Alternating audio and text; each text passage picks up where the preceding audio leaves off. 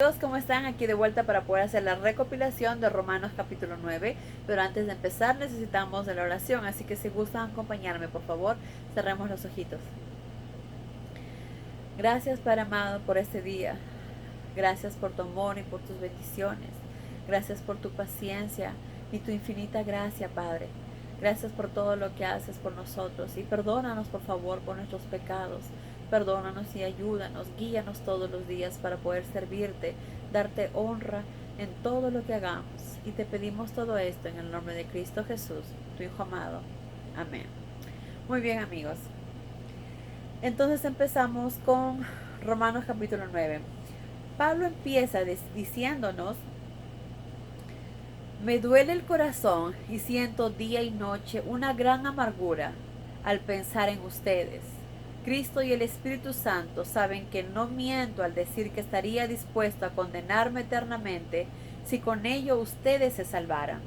Estaba hablando al pueblo de Israel, porque como saben, muchos de ellos no aceptaban a Jesús. Entonces estaban siendo condenados a la muerte. Pablo sentía una gran tristeza por eso, y por eso decía: ¿cómo me gustaría yo morir y con esto, con mi muerte, poder ayudarles a ustedes? Pero como sabemos, eso era imposible, porque eso está en cada uno de ellos. Creer, ellos tienen que tener fe y creer en Jesús para poder ser salvos. Como sabemos, Jesús murió por todos ellos también, para que tuvieran la misma oportunidad. Dios les dio muchas cosas a los judíos. Fueron los primeros en saber y conocer acerca del Padre. Fueron los primeros en saber lo que Dios quería de ellos. Fue los primeros en saber lo que Dios deseaba que ellos hicieran en su vida diaria. Pero Pablo nos dice: entonces perdieron valor las promesas de Dios a su pueblo judío al rehusarse a la salvación. Como sabemos, en la actualidad hay muchos judíos que no creen en el Mesías, que no creen en Cristo, que todavía siguen esperando que Jesús venga. Por eso aquellos son los que rechazan o se rehúsan a tener la salvación, porque la salvación lo tenemos a través de la fe que ponemos en Jesús. Entonces dice, ya que ellos no creen en Jesús, entonces se alejan y pierden de todas las promesas que Dios les hizo a su pueblo. Y Pablo dice: por supuesto que no. Las promesas de Dios son para los que aceptan la salvación. Los que la aceptan forman parte del verdadero pueblo de Dios, son los judíos verdaderos. Entonces, ¿quiénes son los judíos verdaderos? Quienes aceptan a Jesús, quienes aceptan las promesas que hizo Dios. ¿Cuáles son unas de ellas? Dice: todo el que nace de familia judía es judío verdadero. No es judío verdadero. El simple hecho de descender de Abraham no los hace verdaderos hijos de Abraham. Entonces, no porque hayamos nacido judíos quiere decir que ya somos salvos, ¿verdad? Vuelvo y repito, hay muchos judíos en la actualidad que no creen en Jesús. Si no creen en Jesús, si no creen en el Mesías, entonces están rechazando la salvación. Ahora, Dios hizo una promesa al pueblo judío. ¿Esta se va a desaparecer? Pablo dice que no. Esta promesa que Dios dio a los judíos seguirá para siempre. Pero ¿a quiénes? ¿A todo el que sea judío? No. A quienes creen en Jesús, a quienes creen que Jesús es el Hijo de Dios, que es el Mesías, a ellos son los verdaderos judíos. El simple hecho de descender de Abraham no los hace verdaderos hijos de Abraham, porque las Escrituras dicen que las promesas se aplican solo a un hijo de Abraham. En este caso fue Isaac, y a los descendientes de éste. Aunque Abraham tuvo más hijos, solo se aplicaron las promesas a uno, a Isaac. Esto quiere decir que no todos los hijos de Abraham son hijos de Dios. ¿quiénes vienen a ser los hijos de Dios? Es el que cree en la promesa de salvación que él hiciera a Abraham. Voy a repetir. Esto quiere decir que no todos los hijos de Abraham son hijos de Dios. No todos los hijos de Abraham son hijos de Dios. ¿Quiénes son los verdaderos hijos de Dios? Aquellos que creen en la promesa de salvación que él hiciera a Abraham, que Jehová hiciera a Abraham. Porque lo que el Señor prometió fue esto: el año que viene les daré a ti y a Sara un hijo. Aquellos que creyeron en esa promesa son los verdaderos hijos de Abraham. Años más tarde, al crecer aquel hijo Isaac y casarse estando con Rebeca su mujer, a punto de dar a luz mellizos, Dios le dijo que Esaú, el que nacería primero, serviría a Jacob el hermano mellizo. Como dicen las escrituras, escogí bendecir a Jacob y no a Esaú. Y Dios dijo antes que los niños nacieran, antes que hubieran hecho bien o mal. Esto prueba que Dios estaba haciendo lo que ya había decidido desde el principio. No era que los niños lo merecieran, sino que Dios así lo había deseado y determinado. Quiere decir que Dios, antes de que nacemos, Dios ya va determinando quiénes le van a servir a Él y quiénes no.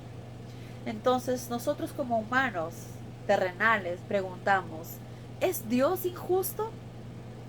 Claro que no, dice Pablo. Una vez le dijo a Moisés, si quiero ser bondadoso con alguien, lo soy, y me apiadaré de quien yo quiera. Así que las bendiciones de Dios no las obtienen los que deciden buscarlas, ni los que se esfuerzan por obtenerlas.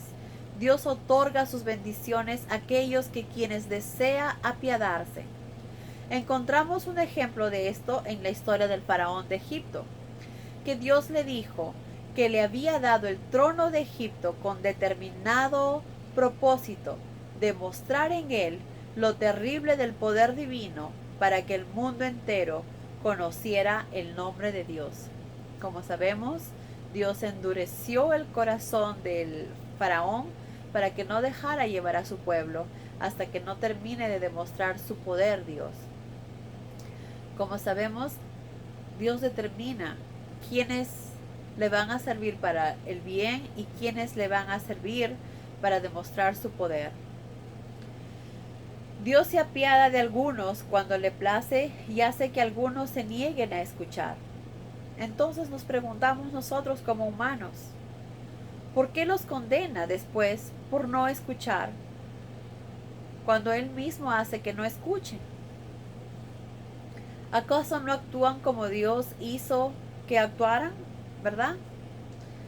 No digan eso, dice Pablo. ¿Quiénes son ustedes para criticar a Dios? ¿Quiénes somos nosotros para decir algo a nuestro Creador? Es como si nosotros hiciéramos una muñeca de papel, la cortáramos, le pusiéramos ojitos, nariz y boca y deseáramos, hacemos dos muñecas, una que haga cosas buenas y una que a veces no quiere escuchar. ¿Tienen ellos en decir, ¿por qué me hiciste a mí así? ¿Tienen derecho a reclamarme a mí? Claro que no. Simplemente ellos tienen que obedecer porque yo los he creado. Y es lo que Pablo dice aquí. No digan eso.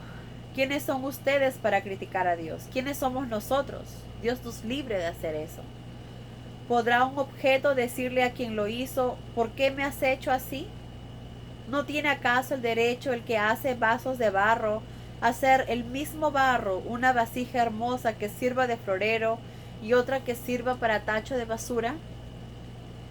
El Creador crea las cosas a la manera que Él les sirvan, a la manera que Él los necesite.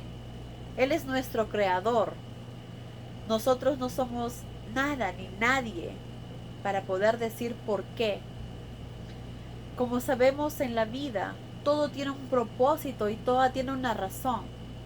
Todo tiene un porqué, que muchas veces nosotros no lo entendemos y tampoco tenemos que entenderlo, porque Dios nos lo va a decir si es necesario que sepamos y entendamos, pero si no es necesario, no tenemos por qué. Nosotros nos limitamos a obedecer a nuestro Padre, a hacer lo que Él nos pide hacer y a servirle en la manera que Él quiere que le sirvamos, no en la forma que nosotros queremos hacerlo. Él es el que decide y nosotros obedecemos. ¿No tiene Dios el mismo perfecto derecho a desatar su ira y su poder contra los que han preparado precisamente para destrucción, con los cuales ha sido hasta entonces paciente? Él tiene también derecho a tomar a personas como nosotros, judíos o gentiles, a quienes creó para derramar en ellas las riquezas de su gloria y tener misericordia de ellas, con el propósito de mostrar al mundo la inmensidad de su gloria. Recordemos que somos siervos de Dios. Nosotros estamos para servirle y servirle en la mejor manera que Él desee que lo hagamos. ¿Recuerdan lo que dice la profecía de Oseas? Dice que Dios buscaría hijos fuera de la familia judía y los amaría a pesar de que ellos jamás habían amado a Dios. Y eso somos nosotros. Aparte del pueblo judío, Dios ama a todo el mundo y desea que todos encontremos la paz, que todos encontremos la verdad y que encontremos el camino, quien es Jesús. Voy a repetir. Dios dice que Dios buscaría hijos fuera de la familia judía y los amaría a pesar de que ellos jamás habían amado a Dios. Bendito Dios, y gracias por darnos esa oportunidad. Y añade que los paganos a los cuales había dicho, no eres mi pueblo, serían llamados hijos del Dios viviente. El profeta Isaías clamó tocante a los judíos que aunque fueran millones, solo un pequeño grupo se salvaría. Solo aquellos de noble corazón, solo aquellos que creen en Dios, que tienen fe en Dios y sobre todo que creen en el Mesías, en el Hijo de Dios. Y añade en otro lugar que si no fuera por su misericordia, Dios destruiría por completo a los judíos como destruyó a los habitantes de Sodoma y Gomorra. Bueno, ¿qué diremos a esto? Pues que Dios ha dado a los gentiles la oportunidad de salir absueltos por fe, a pesar de que no se puede decir que andaban buscando a Dios. No buscaban a Dios, pero Dios les dio la oportunidad de conocerlo y de que a través de la fe sean salvos y poder tener la vida eterna, ya no solo a los judíos, sino a todo el mundo, a todas las personas, a toda la humanidad. Pero los judíos que con tanto ardor trataron de guardar la ley para ponerse bien con Dios, nunca lo lograron. ¿Por qué? Porque trataban de salvarse cumpliendo con la ley y haciendo buenas obras, en vez de depender de la fe. Se ocuparon en hacer las cosas a su manera como humanos, a cumplir leyes hechas por ellos mismos, a tergiversar la ley hecha de Dios y ponerla a su manera. Por lo tanto, ya no lo hacían con la fe hacia Dios, ya no oraban para que Dios los guíe, no, sino ellos mismos tomaban sus propias decisiones. Dios se lo advirtió en las Escrituras al decir, he puesto una roca, esa roca sería Jesús, en el camino de los judíos, y muchos tropezarán con ella, mas los que crean en ella jamás se arrepentirán de haberlo hecho. Todo aquel judío o no judío, todo aquel gentil que crea en Jesús tendrá la oportunidad de vivir para siempre. Los que crean en ella jamás se arrepentirán de haberlo hecho. Pero aquellos judíos que se mantienen en sus convicciones, en sus creencias, en sus tradiciones, y no ven más allá, y no abren su corazón, y no entran, no se entregan en la fe verdadera, que es creer en Jesús, en el Mesías que estuvo aquí, pues no tendrán la vida eterna. Demos gracias a Dios que Él guió y ayudó a su pueblo, pero también nos dio la oportunidad a todas las personas de poder conocer la verdad, de poder conocer a Dios y tener la oportunidad de vivir para siempre a través de su Hijo Jesús. Como sabemos, Dios todo lo tiene marcado y determinado, y nosotros solo estamos aquí para servir en lo que a Él mejor le parece. Bueno amigos, esta ha sido toda nuestra recopilación. Vamos a hacer una pequeña oración antes de terminar, así que si gustan acompañarme, por favor. Gracias, Padre amado, por tus palabras, por tus enseñanzas, por tu amor. Gracias por llenarnos de tanta espiritualidad. Te pedimos que nos guíes, Padre, en cada paso, en cada camino, y que podamos servirte en la mejor manera que tú deseas. Y te pedimos todo esto en el nombre de Cristo Jesús, tu Hijo amado. Amén. Que Dios los bendiga, amigos. Adiós.